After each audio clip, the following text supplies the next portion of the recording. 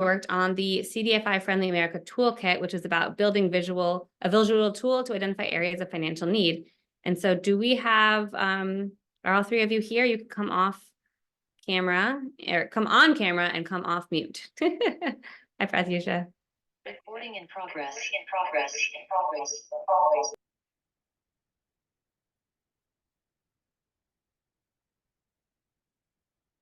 Okay. I don't see. Hi, this is Anshuman. I'll hand it over to you three to go ahead and get started. So I think Arun and Pratyusha are also on the call, but I can kick it off. This is Anshuman, and I work with Arun, Pratyusha, and a few other volunteers on this project for the last few months. Can we go to the next slide? We can just get started. So CDFI is our specialized financial institution that the slide says. It's the whole aim of a CDFI is to find affordable financial products for underserved communities. Their goal is to promote economic development, and they need to find specific businesses, individuals, organizations who need financing and don't have access to traditional banking services. One of the things that is key to CDFIs is the tools that can help them distribute and their mission and help align with their mission, assess community needs, and analyze the market before funds can be distributed, help can be given to these businesses, individuals, and organizations. So on that, not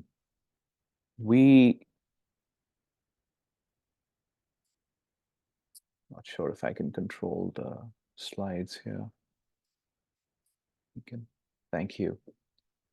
The problem which our partner, and we'll go into a little more detail of who the partner is in the next slide, but the problem they were trying to solve was how to analyze, just better tools to analyze, using data and analysis of the community attributes and economic indicators, identify specific neighborhoods and pockets where there is a need for this, the services. So just drill down into the specific neighborhoods and pockets based on population density, economic levels, underserved economic levels, income levels, and identify these target areas that will have the most impact. And there are a few hundred CDFIs all over the country. CFA, which is the partner organization for DataKind, the whole goal was to actually identify using data and visualization and analysis, these geographic areas where specific underserved communities with the most and the highest need can be helped. So just can we go to the next slide? Coming to our DataKind partner, this is CDFI Friendly America. The partner is, they act as an intermediary. So not just helping with technology, but also in financing needs and investments, help collaboration, and really bridging the gap between CDFIs and mainstream investors.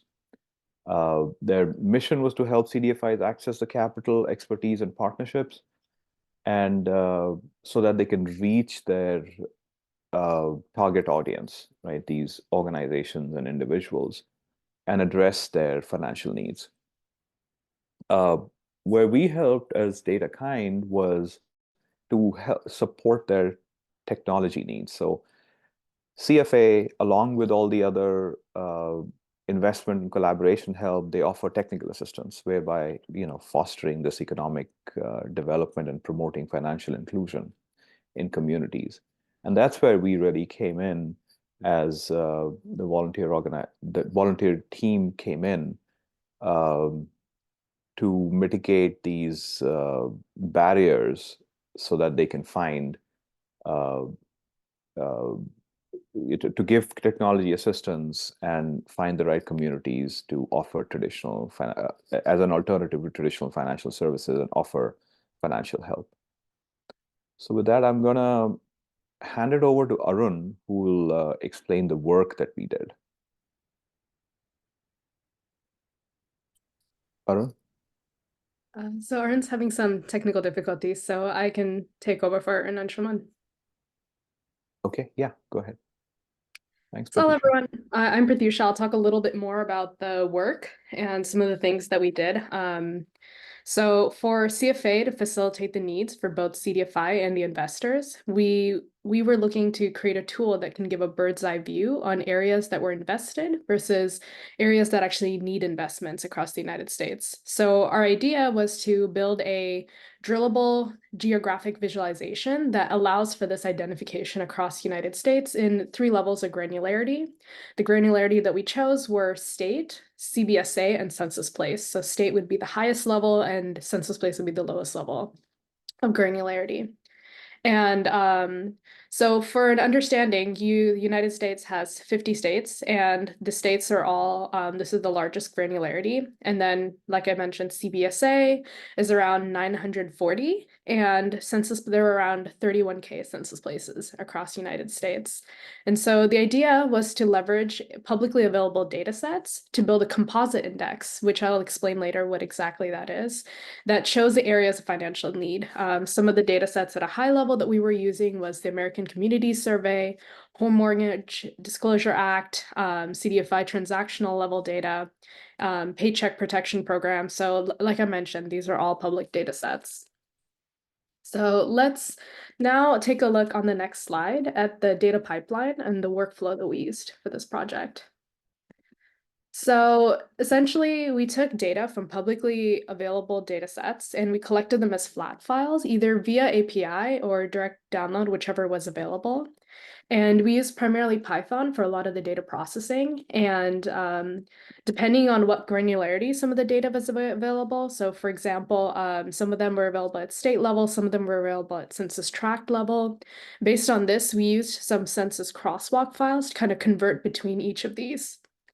And from there, we used a risk algorithm that generated our composite index, which I will cover in the next slide. And we stored all of these in a Postgres database.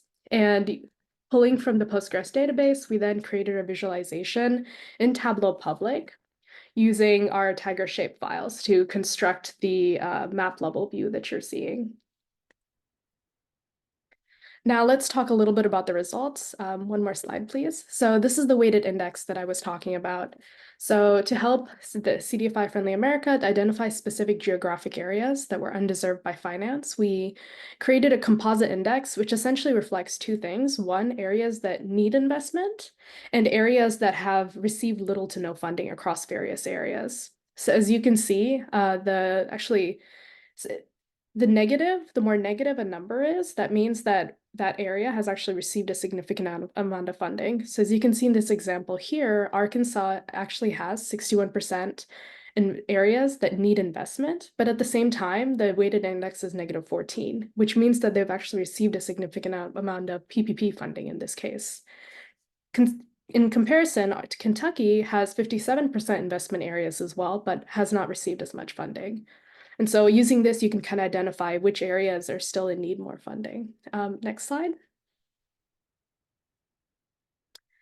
Yeah, and so some additional variables that we used from different data sets to introduce as layers to get other information were jobs per resident, the median income, the Gini index, which in this case, the Gini index is used to measure income inequality, demographics, qualified census tracts, home value compared to income, percentage denials compared to total mortgages. And next slide, I can show you a quick MVP of what this looks like. As you can see the 3 levels of granularity: state, CBSA, census place. And in this case, the darker the place is, that place is in need of more investment areas or investments compared to what's already compared to how much investment areas there are. The lighter the place is, it does not mean that it's not in need of investments. It just means that probably has already received a lot of investments at this point. And one more slide, please. So this right here is a sample screenshot of an early prototype that was presented by our partner at the OFN conference in October 2023. As you can see, this is a high level of what I mean by the different layers. And compared to, you can see which are the investment areas and which do have certain levels of investment. And we kind of dig down into different granularities like lending per job, jobs per 1K resident, and so on. That is pretty much it. Thank you so much. Anshuman, any final thoughts? No, I think this was a pretty exciting project in using the publicly available data.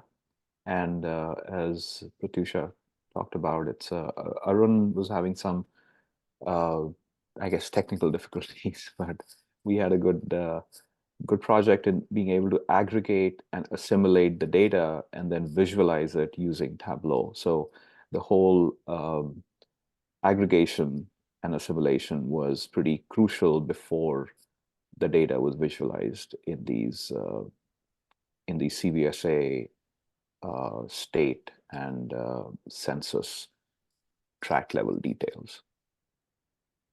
Mm-hmm. Thank you so much, Anshuman, and I definitely agree. I think it was so exciting to see how all these different things came together. So excited to see what the final outcome will look like.